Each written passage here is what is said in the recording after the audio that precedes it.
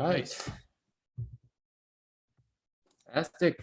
Hey, everyone. Thank you for sharing part of your day with us. Welcome to the SkillUp Show. I'm Ross Van Lyke, an account executive. And I'm Caleb Malik. I'm an account executive turned marketing director. Here on the show, we talk with individual contributors, those folks who are carrying the bag every single day. We're going to start with one actionable tactic, the sort of thing that you can put into action tomorrow to move deals forward. And after that, we're going to get into career advice. We're going to get some career wisdom, and we are super excited about it. Yeah, we are super excited about it. Today, we have Peter DiFonzo, who's a senior sales development representative at Gong. Peter, we know that when it comes to building a sales career, it's important to implement new tactics to find those quick wins. But it's also important to look for ways to grow your career over the long term.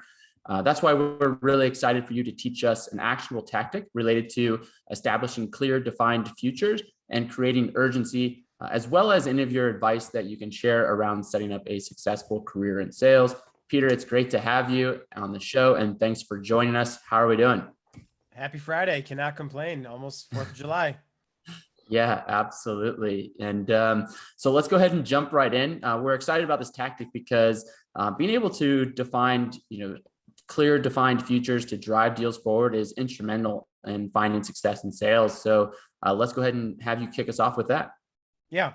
So I think when it comes to like a clear defined future, it's a different thing than a rep just saying, hey, we're going to connect on this date. Okay. That's a next step. That's like a calendar invite. That's what a manager looks for when they're doing like a pipeline inspection or someone's coaching them. A clear defined future. Let me give you an example. The prospect says, send me the details and we'll get working on the PO right away. Most people will be like, great, I'll send you the PO. And then they go talk to their manager like, I sent the PO. I haven't heard back. Someone who's utilizing like a Sandler sales methodology or is really thinking about what's the clear defined future, how do I pin down the buyer to create that velocity of moving through the funnel, are gonna reverse. They're gonna say, hey, happy to send you the details. What do you mean when you say you're gonna get to work right now on the PO? What does that mean in your world?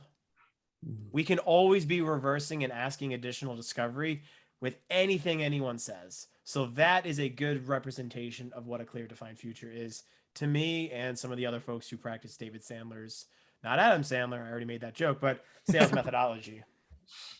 Oh, it was funny the second time too. No,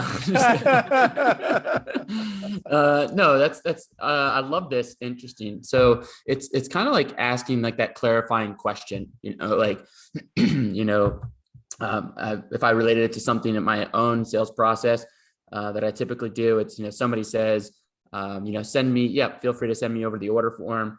And I always like to ask a clarifying question of, awesome, I'll go ahead and put that together for you. Is there any reason we wouldn't get this signed by, this time or, by this date or what have you? And so would you say that's relatable or would you say that's a little bit different? No, it's relatable. Absolutely. And I think that's what a rep would do, who's trying to get the deal over the line. I think what a lot of folks are experiencing in today's sort of way, the buyer seller dance is how Sandler refers to it, is the buyer and seller dance has shifted over time. And even as we move from upmarket, from like enterprise sales down to commercial sales, there's more consensus and alignment in a deal. No one's willing to put their name on the line for a $15,000 or $20,000 buy. So in my experience, when someone says, hey, send me over the contract, odds are they're going to review that with legal. They're going to review that with like a CFO. So I think what happens to a lot of reps is they say, hey, I'm going to send this over to you. What's your process for reviewing it? Who else is going to be looking at it? Well, actually, Ross, my CFO is going to need to look at this. Oh, interesting. I didn't know that. Does it make sense for us to set up some time with your CFO just to understand, create some type of value so they're fully aware of kind of what the scope is of what we're doing? It's always future discovery, because then we uncover areas of opportunity that maybe we missed out on in previous conversations. Yeah. And the last thing you want to do is get to where you're forecasting a deal. You feel great about it. It's the 11th hour of the quarter and you're like, where's this deal at? And it turns out, yeah, well, actually, the CFO wants to have a call before he signs off on this, right? Yeah, I ran into that with a really big deal when I was selling, HubSpot retainers for marketing. CMO was the buyer, VP of sales was the buyer, CFO was the signer. And I'll tell you the story. I gave them a discount. They pushed back on the price. Then at the 11th hour, after doing a big boardroom meeting, like I'm selling to 7 or 8 people, CFO says I want a 30% discount. This is the first time I've ever met the CFO. Again, in that moment, I had to say no. Had I known what I know now, then I would have asked, hey, who else is going to be reviewing this buy? What's important to them?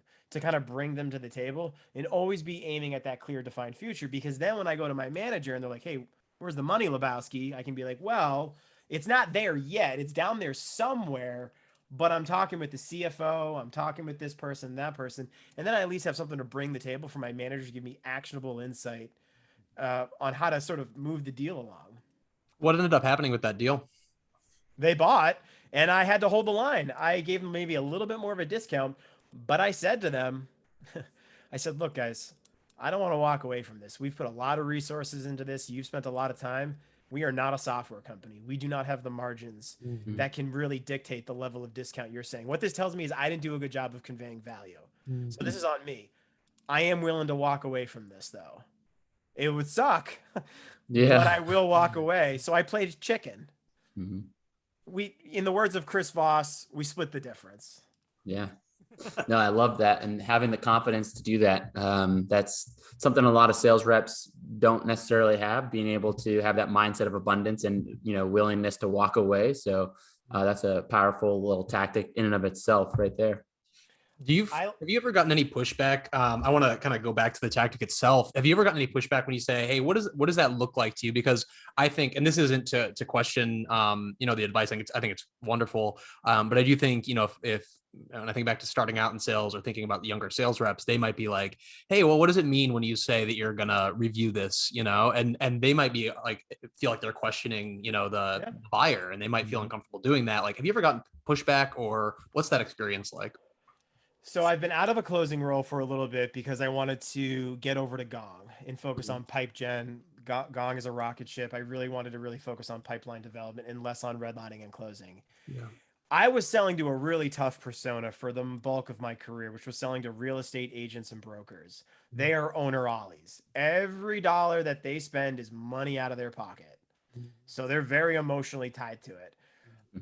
Some people didn't like it, but I think it's all about the delivery. Josh Braun, I think, is probably one of the best sales thought leaders out there.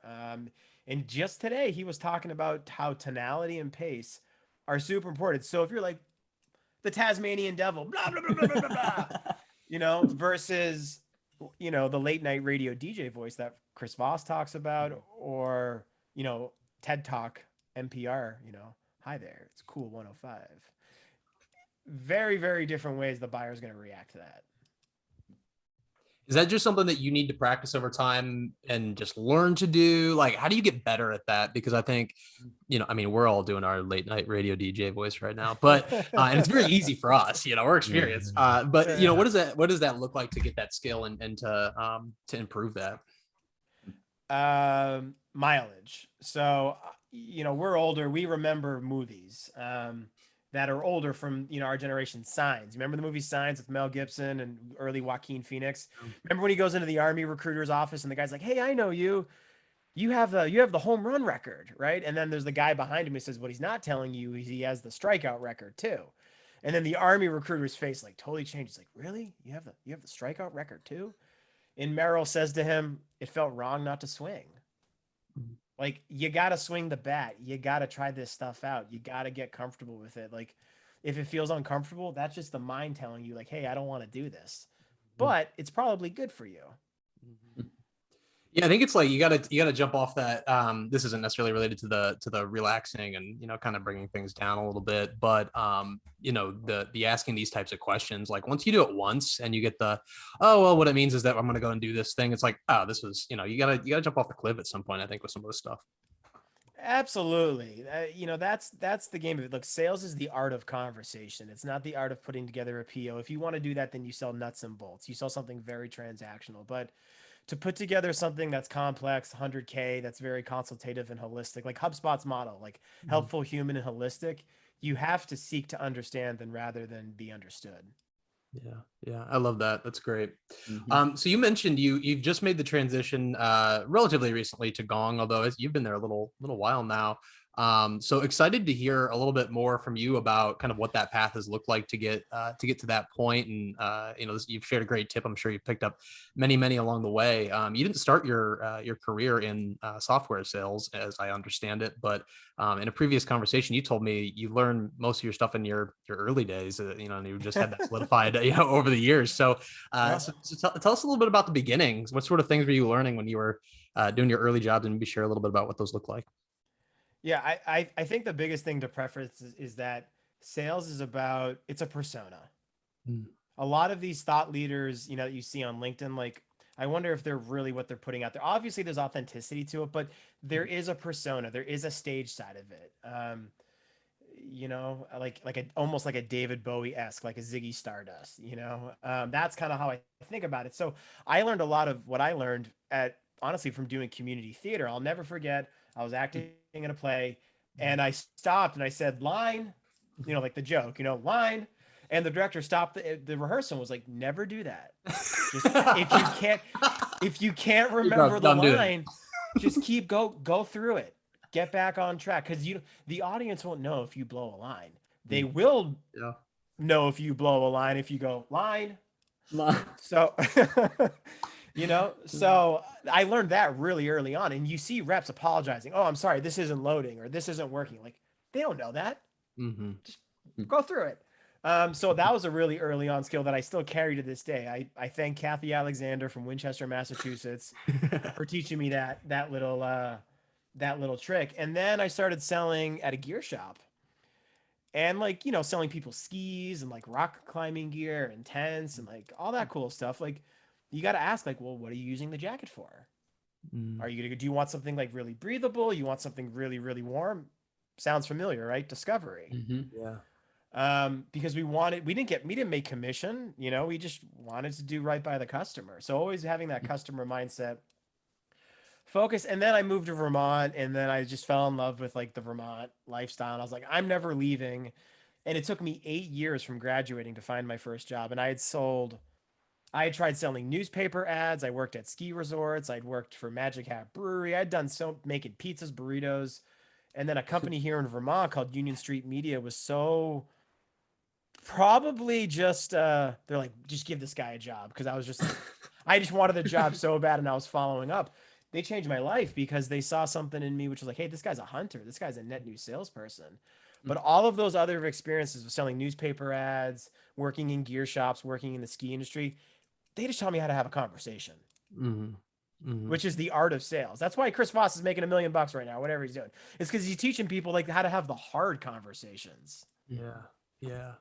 That's interesting. You share about getting that first job and how you had that tenacity of like, I'm going to keep going after it. And finally they just said, I got to give this guy a job. Right. Yeah. And so I think, that actually aligns with my experience that at the time, the one sales role that I did have, that Ross gave me the intro. I started interviewing. I actually was told, no, like you don't have this experience that we need. Sorry, like no job for you, And I called up the hiring manager the next week and said, I think you're wrong. Here's why, and just kind of laid it out. Right. And ended up getting the job. And so I think, you talk about your experience getting your first role, and that was my experience. I think there's something there, right? Like the tenacity, and sales is unique. If you're trying to get a job in like a lab in a hospital, like they'll probably find you pretty annoying. But if you're doing this for a sales role, they're like, oh, this person gets it. They're hunting, they're coming after, they're multi-threading the account for the job, that sort of thing. So, Game respects game. yeah. Game, and I did the same thing at Gong.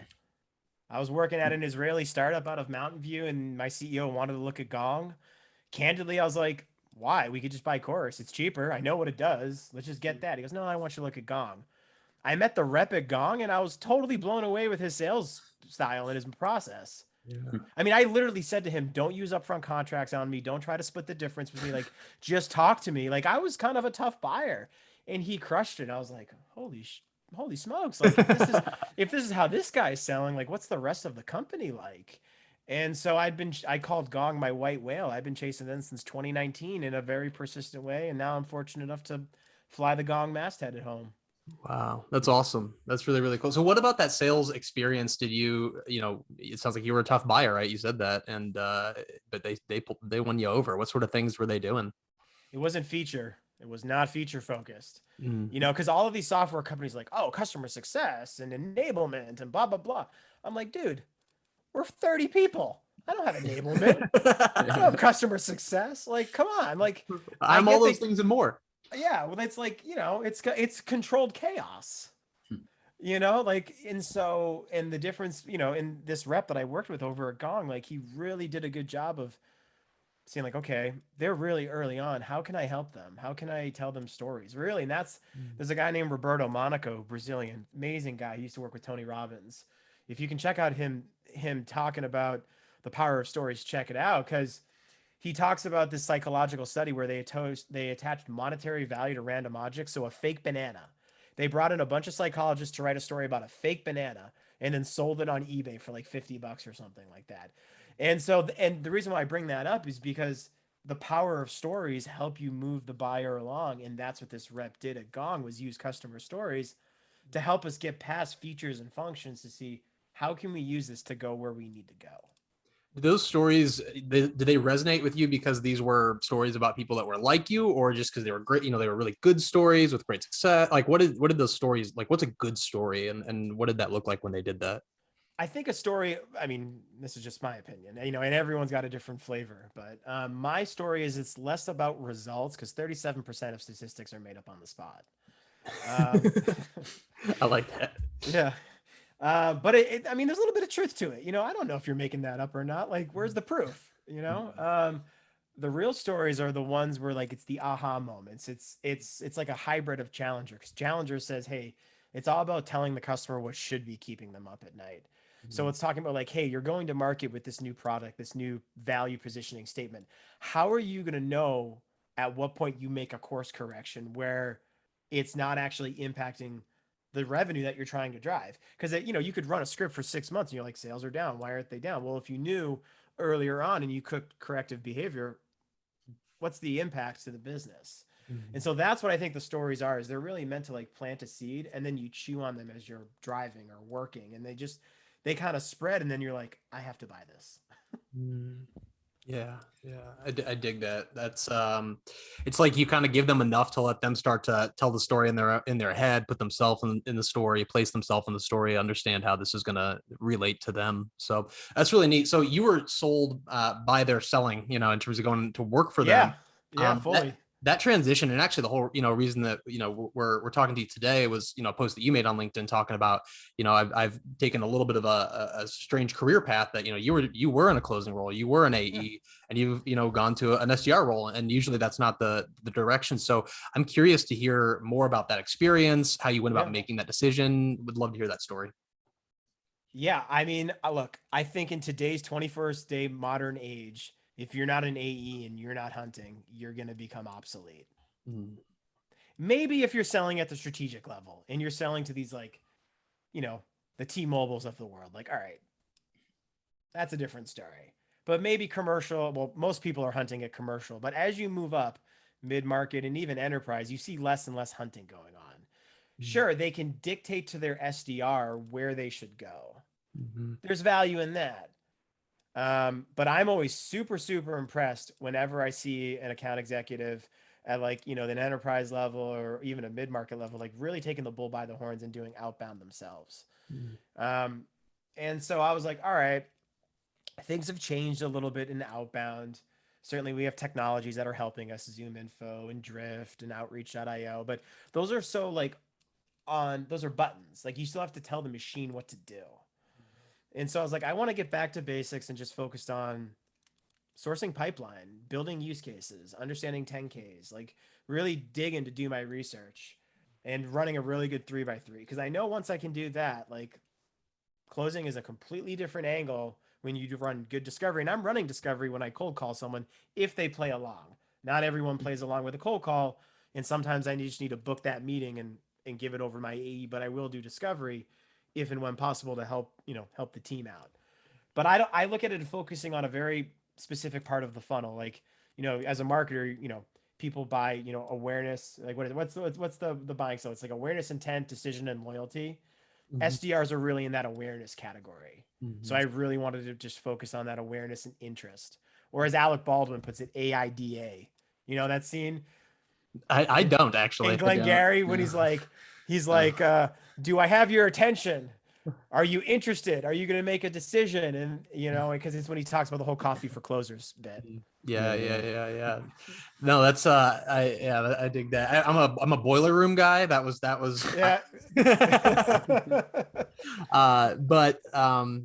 So I had a question on that one, Peter. So when you decided to, it sounds like you intentionally went back to the SDR role after being in a closing role to sharpen your skills and do more of the hunting. What are your plans going forward? Are you trying to get back to a closing role, or what are you thinking? Yeah, I want to be a closer at Gong. It's interesting because people say to me, aren't you worried that that's like a one-way direction? Like, because recruiters use applicant tracking systems and they're going to see SDR and that's what they're going to be focused on. I'm like, I want to sell a Gong. This is an amazing technology. It's an amazing company. Our thought leadership is stellar. I want to be surrounded by sales excellence. Like I can literally on my phone listen to like some of the most amazing sellers I've ever heard. And I'm like, oh, that's brilliant. Why didn't I think of that? Like, and these are people who are selling inbound as, SDRs. And these are people who are, at our strategic level selling these massive accounts. Like it's all there. It's like I'm getting like a PhD on sales. That is so dope. So what are some of the kind of like takeaways that you've gotten already? Like I got the best people on my phone. I'm listening to the best people. Like I should have thought of this. What is this? Like what are some examples of those sorts of things? Or maybe one story. Oh, it's talk time. It's talk time. The really good reps are like under like 40%. Because what reps will do is they'll want to say, tell me more about that. But they're so nervous about saying, tell me more about that. They'll be like, oh, that sounds interesting. Thanks for the clarification. No, I'm curious, what, blah, blah, blah, blah. And that's like 2 minutes of like, just, it's the brain going, but the really good reps like, oh, interesting. Tell me more about that. How so? There's no gimmick to that. Like people are genuinely curious. They're seeking to understand. And so, but they don't want to take up so much oxygen because no one wants to talk about themselves. They want to hear from their customers so they can solve. Gong has this operating principle of creating raving fans. And I was in my onboarding session and I asked a member of our leadership team, like, hey, what do you do if you can't create a raving fan? The person was like, I hope we don't sell to that person. I was like, wait a minute, you're telling me walk away from a deal? And he goes, if it's going to be detrimental to our ability to create a raving fan. Yeah. And I'm like, wow. All right. Very cool. I can get behind that. Cause we've all closed deals where we're like, I don't know, is this going to work out? And I know I've closed a few deals where it did not work out. Yeah. You lose the raving fan and end up could get the bad review, the hey, don't buy this software because Right. they suck and this is what happened, whatever, right? And now all of a sudden it's a detriment to the business. So I love that principle of the raving fan. Talk time though. It's that talk time it's though. About that talk time. It's that talk time. Like the best reps are under, are really under 50%, and it's quick. It's quick back and forth. Like when I'm looking into like a conversation, the first thing I look for is the length of the call, but then I look at the back and forth and how long because the way we do it is like the customers is like a bar and then we're a bar. And I look for that, like that ping pong. But if I see like a 2-minute rant from on our end, a little 20-second from the customer and another 2 minute, I'm like, oh, what's going on there? But the really good stuff is like that is like, it's even bars. I feel like in those scenarios, when you see the monologue from a Gong rep in that scenario, they might have a long monologue and then ask, does that make sense? And then the prospect says, yeah, that makes sense. And then the rep continues on, I feel like that's probably that scenario.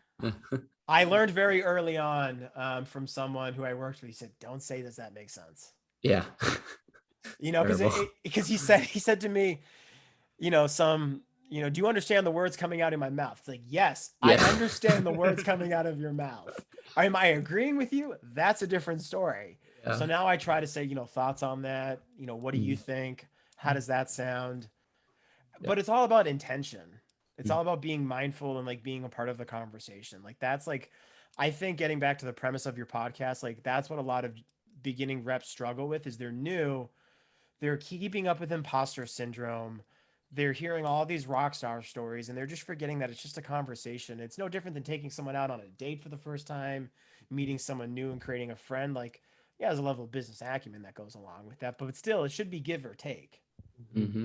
Yeah, I think that's a really nice way to round it out. And I think about like this second half of this call, and like we've been talking a lot about career wisdom, and you landed on keeping sales conversational, and it's at the end of the day, it's a conversation and should just be a genuine conversation at that. And then something else that really resonates is with the audience, I believe would be it's okay to go back to like an SDR role. It's not even going back necessarily. It's just going there to focus on developing new skill sets, especially when it's a company that you're so passionate about. And, I think that that's really important to remember because, I do spend some time with other SDRs with like SDR coaching through SDR Nation and things like that. And one of the things that comes through all the time is how do I expedite my career progression to an AE role? And it's the number one topic they want to talk about when it comes to career development, right? So this is some really good career wisdom for a lot of folks. It's because I work with some folks who are in kind of that camp. And I'll ask them the question, like, why are you in a hurry? You're 26. Like, don't you want to learn as much as you can? Look, there's a lot of repetition that goes along with being an SDR. 50, 60 dials a day. Like, it's the same thing. I get it. Up there's Apollo. He's walking by with a car shame. Nice. So I get that. I get that. But if they're so focused on an actionable outcome, which is booking the meeting, and less on quantifying clear defined futures, which is, hey, because look, some people say buyers are liars. So like the whole dichotomy of the Sandler sales methodology is they're going to eventually hide from you. They're going to bring you through this whole process of needs and understanding their information collecting. You're a free consultant. And then at the end, they ghost you. Well, that's the whole point of a clear defined future is to hold them accountable. That's the whole point of an upfront contract. And I think where junior people in their careers, they lose sight of that. And SDRs are they're like, oh, I want to close. But they don't think about, there's a lot more of the closing than just the dotted line. Mm-hmm. Yeah. Mm-hmm. Yeah. Everything, a part of closing comes before the actual closing, right? Like, yeah. If you're going to run a marathon, you got to be able to run a mile. Yeah. Yeah. Are most of your SDRs, you made the comment earlier of like, if I have the opportunity, I'm still doing discovery and that's something that I'm doing during my process and before it even makes it to the AE. Is that something that's happening across the board, or is that something that you're doing because you have that experience? No.